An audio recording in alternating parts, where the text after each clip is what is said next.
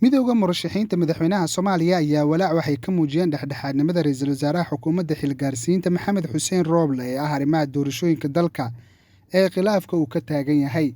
Murashaxiinta ayaa sheegay inay ka shakisan yihiin qaabka uu ra'iisul wasaare Maxamed Xuseen Rooble uu ku wajahayo arrimaha doorashooyinka dalka, iyagoona sheegay inay ka cabsi qabaan in Rooble uu u nuglaado cadaadis kaga imaada dhanka dibadda ah.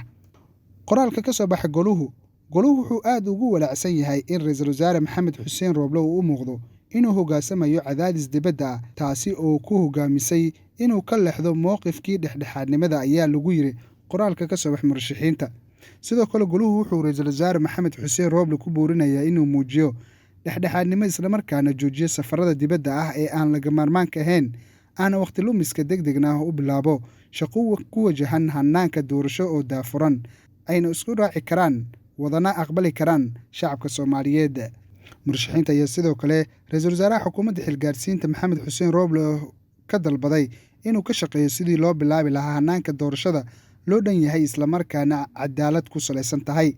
Khilaafka ka taagan qabsoomidda doorashada dalka ka dhacaysa ayaan weli xal laga gaarin, waxaana socdo qorshe lagu xalinayo khilaafka jira, iyadoona dhowaan Muqdisho lagu qaban doono shir ay isugu imaanayaan madaxda dowladda, kuwa dowlad goboleedyada iyo gobolka Banaadir. Cabdifataax Muumin 5 TV Muqdisho.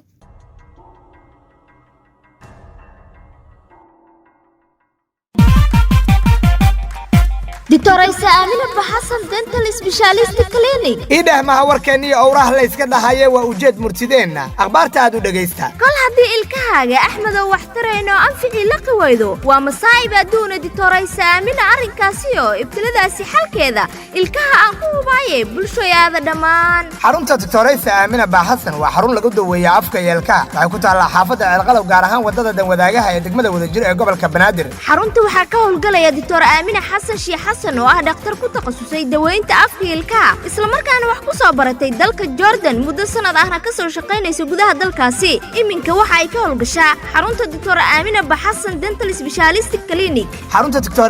Aamina Baxasan waxa yaala mashiino casri ah sidoo kale waxa ka howlgala kalkaaliyaal u heelan bukaanada waxaad kaloo ka helaysaa farmashiyo daaweyn casri ah kuwaas oo loogu talagalay in bukaanada imaanaya lagu daweeyo. xarunta Dr. Aamina ayaa waxay qabataa adeegyadan gargaarka degdega ilkaha ka hortagga cudurrada ilkaha gelinta iyo beddelka ilkaha daweynta suuska baabi'inta urta afka nadiifinta ilkaha badbaadinta gooska buuxinta gooska kabida ilkaha jabay bixinta gooska hal kale loo waayay daryeelka ilkaha caruurta xalinta ilkaha lakabka beerida ilkaha iyo xiridda ilkaha kamid noqo bulshada lagu daweeyay ee u dhool cadee si qurux badan. haddaba wixii macluumaad ah waxaad kala xiriiri kartaa nambarada iyo telefoonada shaashada idinkaga muuqda. Dr.